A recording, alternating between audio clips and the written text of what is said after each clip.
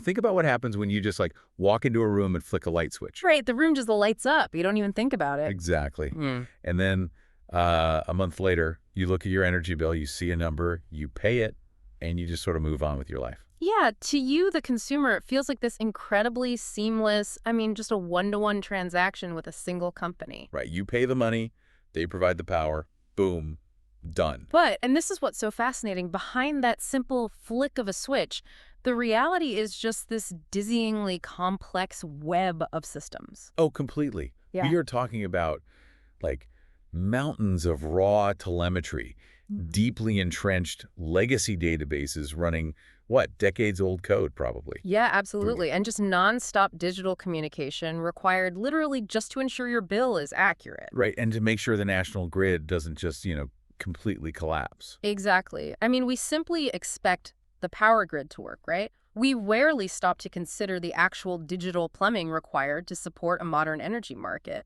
Which perfectly brings us to our mission for today's Deep Dive. Let's get into it. So we are unpacking a really brilliant, highly detailed document. It's titled Digital Transformation in UK Energy, Lessons from the Frontline Part 3. It's a great read. Yeah, it really is. We're going to use it to demystify how the UK energy grid is frantically trying to modernize its tech stack just to handle the future. And, we should really edify our guide for this deep dive. The author of that document, Saaniya Qaiser. Oh, for sure. Because this isn't just some abstract theory piece. This was actually published in the UK Salesforce consultants and contractors community over on LinkedIn. Right, which gives it this very specific, incredibly practical weight. It grounds the entire discussion, really. Yeah, she knows her stuff. Yeah. Our author is a 13-time Salesforce certified professional and developer. Which is wild. And she is out there actually delivering these enterprise integration solutions, industry cloud, revenue cloud. FEQ systems, right? Yeah. Configure price. Exactly. Specifically for the energy and utility sector. So, like you said, we aren't dealing with boardroom theory today. No, not at all. We are looking at the literal blueprints used by the people out there wiring these industry shifts together right on the front line. Okay, so let's unpack this. Because the scale of the energy sector is just massive. It really is. And I want to start with, the biggest trap that companies fall into when they try to modernize something this huge. The bulldozer approach. Yes. The instinct for a lot of executives is just to, embrace the bulldozer. They secure this massive budget, they buy a sprawling platform like Salesforce, and they attempt to just completely replace every single legacy system that came before it. Right, just pave over the past and start fresh. It's an incredibly seductive myth, honestly. It sounds so clean on paper, right? Oh, the pitch is always the same. It's like, just migrate all your data to our one big platform, shut down your servers from 1998, and boom, your transformation is complete. But the frontline reality that Saatiya points out, it completely shatters that illusion.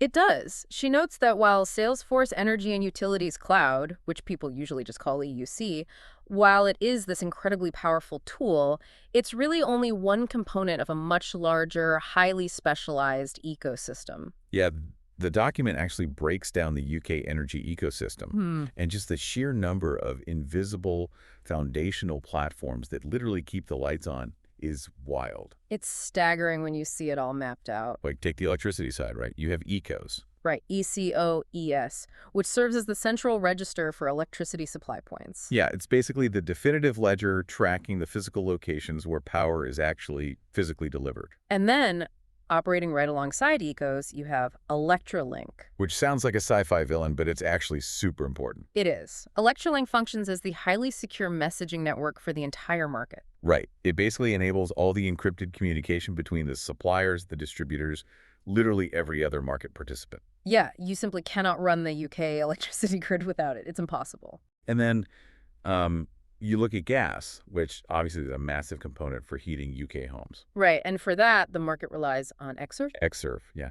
And they manage all the central supply point data for gas, plus these crazy complex industry services. All right, things like onboarding new customers or managing that totally chaotic process when a customer switches from one supplier to another. Oh, yeah, the switching process. And they handled the day-to-day operational settlement, too. So when you look at these platforms, ECOs, ElectraLink, Qaiser, you start to realize they are the absolute bedrock of the market. All right, they perform highly specific, heavily regulated tasks. Exactly. So trying to just bulldoze them and then forcing a customer relationship management platform to do all their jobs, it's a recipe for catastrophic system failure. I was actually trying to visualize how this all fits together while I was reading the source material, and it feels a lot um, like the architecture of a massive high-end restaurant. Oh, I like that. How so? Well, think of Salesforce EUC as the beautifully designed dining room, right? It's the front of house. Okay, yeah, that makes sense. It provides that seamless, connected customer experience. You have tools like Omnis Studio, giving the customer this beautiful digital menu to navigate. Right, or data cloud, which basically remembers the customer's preferences and history. Exactly. It is entirely focused on the experience and the interaction. It's the interface layer. It's where the customer, sales teams, the service agents, that's where they actually live and work every day. Right. But then you have Ecos, Electrolink, Xserve. Those are the massive, chaotic, super hot industrial kitchens out back. Oh, that's a perfect analogy. Right. They are the supply trucks arriving at 4 a.m. to drop off raw ingredients. You absolutely need them to run the restaurant, but you would never, ever ask your sharply dressed waiter to go out back, drive the delivery truck, and, butcher the meat. Right, you'd ruin the dining experience and the meat wouldn't be butchered right anyways. And applying that to the software architecture, it's the exact same problem. Forcing a customer-facing platform like Salesforce to act as the system of record for every single raw data packet flowing through the national grid. It just creates immense bloat. Because cloud platforms aren't built for that kind of raw data hoarding, are they? No, not at all. Platforms like Salesforce operate on multi-tenant architectures.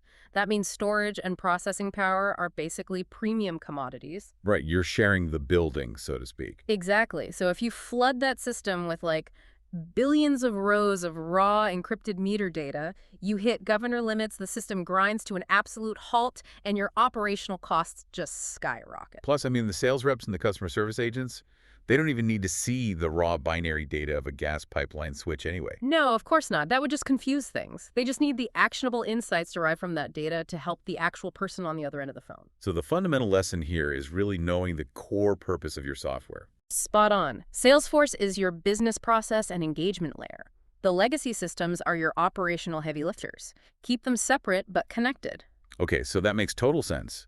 But it does force us to ask a pretty big question. Which is? Well, if that division of labor is already established, if the kitchen is humming along and the dining room is beautiful, why is the UK energy sector currently going through this urgent, massive digital transformation? Right. Why change anything? Exactly. Why rip up the floorboards if the restaurant is already serving food? Well, the catalyst forcing the industry's hand right now is this massive regulatory and operational shift called MHHS. Right, MHHS, which stands for Market-Wide Half-Hourly Settlement. Exactly. This is the data tsunami that Saaniya mentions in the document. Oh, man, yeah, the data tsunami. Because historically, the energy market has settled its finances based on basically estimated annual consumption, right? Yeah, mostly guesswork. A technician might come out and read your physical meter, maybe a few times a year? If that. I feel like they never check mine.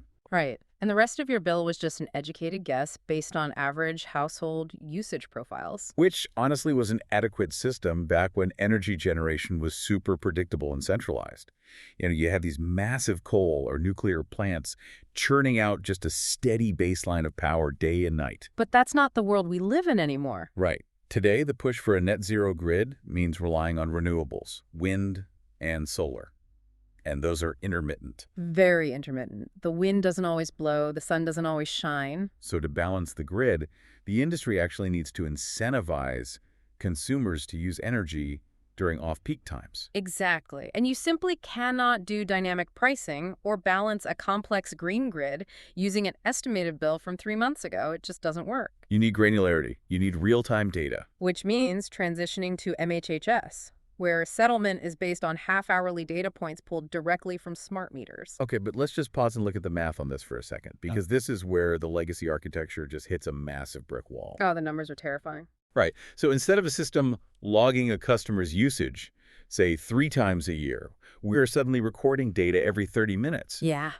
That is 48 data points a day per customer every single day. which works out to over 17,500 data points per customer per year. Wow. Now, take that number and multiply it by tens of millions of households and businesses across the entire UK. Right. It's a tsunami.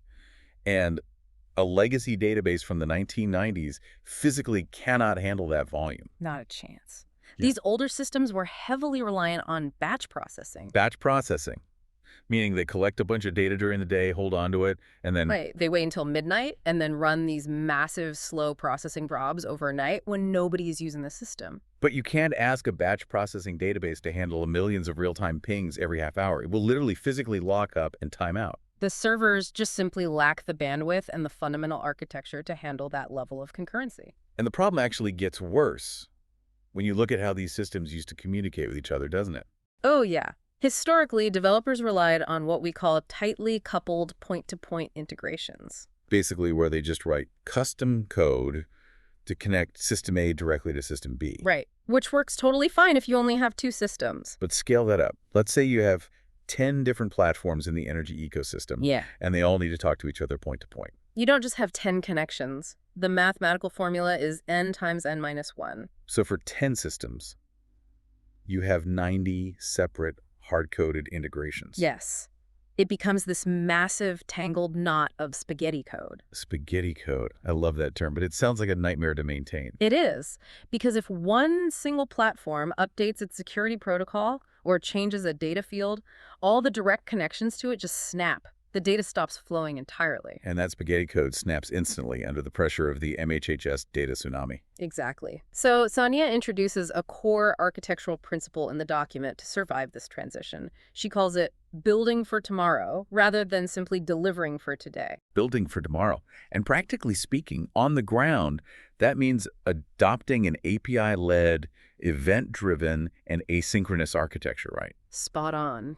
Moving away from the rigid spaghetti wire and completely moving away from that synchronous batch processing we talked about. We should probably break down the actual mechanism of an asynchronous API because, honestly, it seems like the only way to prevent these massive server lockups. Yeah, let's do it. It's a crucial concept. Okay, so think of a synchronous API like calling a restaurant for a reservation. The host answers and puts you on hold while they physically walk around the dining room counting empty chairs. Right, and your ear is just glued to the phone the whole time. Exactly. Yeah. You can't do anything else. You're just sitting there. And if the host takes 20 minutes, you're stuck waiting. That's a system timing out. It's terribly inefficient.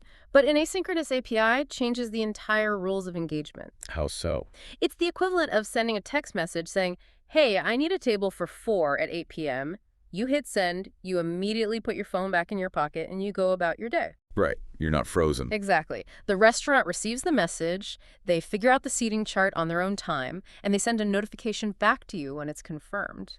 So your system, or in this case your time, is never locked up. Exactly. Applying that to the energy grid.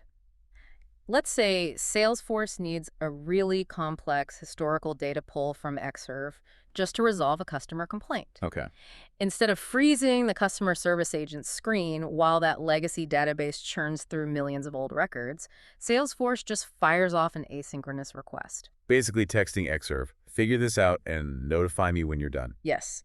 And the agent is completely free to keep navigating the CRM, helping other customers, doing whatever. And then when Xserve finishes the job, It pushes the data packet back to Salesforce as an event. decoupling the request from the processing time is literally the only way to prevent bottlenecks when you have millions of half-hourly meter readings flooding the network simultaneously. It allows the modern cloud platforms to operate at lightning speed while still giving the legacy systems the breathing room they need to process data at their own pace. It's brilliant. It is brilliant, but it introduces a massive logistical problem. Oh. Well, we have the legacy kitchen, right?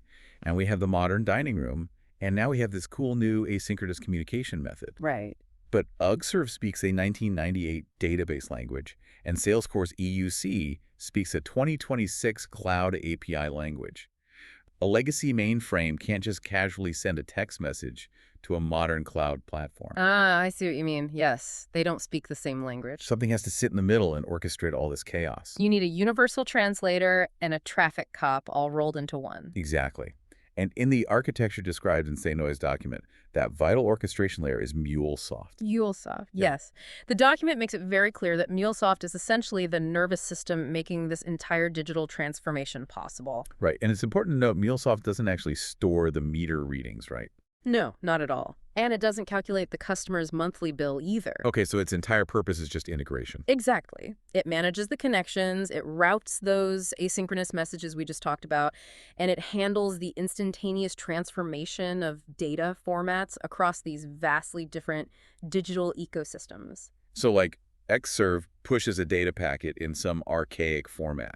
MuleSoft catches it in real time, instantly translates the formatting and the security protocols, and hands it right to Salesforce in the exact JSON format the cloud platform expects. Oh, wow. So it completely creates a modular architecture. That's the beauty of it, because MuleSoft sits right in the middle. Salesforce doesn't even need to know how Xserve works, and Xserve doesn't need to know how Salesforce works. They only need to know how to talk to MuleSoft. Exactly. Which is huge for future-proofing. Think about it. If the energy market decides to completely replace ecos with a brand new system 10 years from now. You don't have to rewrite all the custom code in Salesforce. Nope. You just plug the new system into MuleSoft, map the new data fields, and you're done. That is incredible. Which brings us to, perhaps, honestly, the most fascinating part of the source material for me. What's that? Well, this ecosystem approach isn't just about dragging old legacy platforms into the future. It's also about integrating highly specialized modern platforms into the mix to handle tasks that Salesforce honestly shouldn't be doing. Right. And the author specifically highlights a platform called Gorilla here. Gorilla, which perfectly illustrates this concept of separating responsibilities. It really does, because Gorilla is a specialist platform dedicated purely to complex forecasting and pricing. Right. Because with the shift to MHHS, that half-hourly settlement pricing energy isn't just about slapping a flat rate on a bill at the end of the month anymore. No, if we want a green grid, pricing has to be incredibly dynamic. The math required to accurately forecast demand and price energy in these tiny half-hourly tranches, Yeah.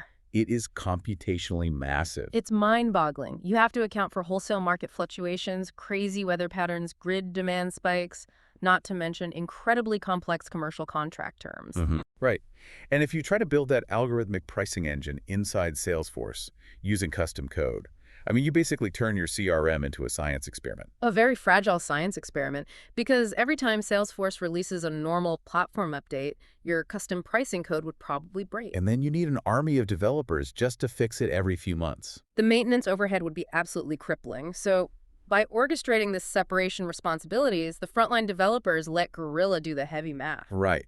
Gorilla generates the complex pricing logic. Salesforce EUC manages the customer onboarding, the contract lifecycle, and the actual day-to-day service operations. And MuleSoft is the bridge connecting them. Imagine how smooth that is. Like, imagine a sales rep sitting in Salesforce working with a massive new commercial client. They just click a button to generate a quote for a dynamic, half-hourly energy contract. And they don't even have to leave Salesforce to do it. Right. They don't have to log into Gorilla. Yeah. MuleSoft just takes a request, securely hands the parameters over to Gorilla. Gorilla crunches the algorithmic math in the background, hands the finalized price back through MuleSoft. And it instantly populates on the sales rep screen in Salesforce CPQ. It's seamless. The business users get highly accurate, mathematically complex pricing instantly, without the IT department having to duplicate or maintain that incredibly complicated logic across multiple systems. You basically let the specialist platforms do exactly what they were built to do. Yeah, synthesizing the entire architecture that developers like Saaniya are building out there. Yeah. You really start to see this highly intelligent, layered ecosystem. You do. MuleSoft is the central nervous system routing all the signals. And the specialist platforms, Ecos for the electricity locations, Exos serve for the gas data, Electrolink for secure messaging, and Gorilla for the pricing algorithms. They are the vital organs doing the heavy operational lifting. And then sitting at the very top of all that is Salesforce Energy and Utilities Cloud. Right. And freed from the burden of calculating grid algorithms or, storing raw meter telemetry, it can focus entirely on its actual strengths. Exactly. It can deploy AI to predict customer churn, it can completely automate the renewal process, and it can provide the seamless, scalable interface for the actual business. This connected ecosystem, it really seems like the only way these energy businesses can physically adapt to the MHHS data tsunami, right? And eventually transition to a net zero future. Without a doubt. It brings us right back to the ultimate lesson from the Frontline. True digital transformation. It isn't a bulldozer. It's not a bulldozer. You do not demolish the foundational platforms that keep a highly regulated market running. No, you build an intelligent switchboard. You connect the right systems in the right way using that asynchronous API-led architecture just to ensure the grid can actually scale for tomorrow's demands. Yeah. And for everyone listening right now, the stakes of this invisible architecture honestly couldn't be higher. Absolutely. As the global push for renewables forces our grids to become smarter and hypergranular, it is this exact digital plumbing orchestrated by developers in the trenches that will keep the physical grid stable. It is literally the only thing preventing the data tsunami from crashing the system and leaving us all in the dark. Yeah. It is the invisible safety net of the modern energy market. Well said. We've spent this deep dive exploring how an API-led, orchestrated approach is the master key to modernizing a massive, legacy-heavy market without just tearing it down to the studs. So, I want to leave you with a final thought to explore on your own. Something to mull over. Exactly. Look around at the other systems governing your life. What other frustratingly fragmented, highly regulated industries, perhaps, I know, the global banking system or healthcare records or maybe even your local government infrastructure, are currently buckling under the weight of their own point-to-point spaghetti code, secretly just waiting for a modern integration layer to finally pull them into the future? It's a great question. It really is. We will see you on the next deep dive.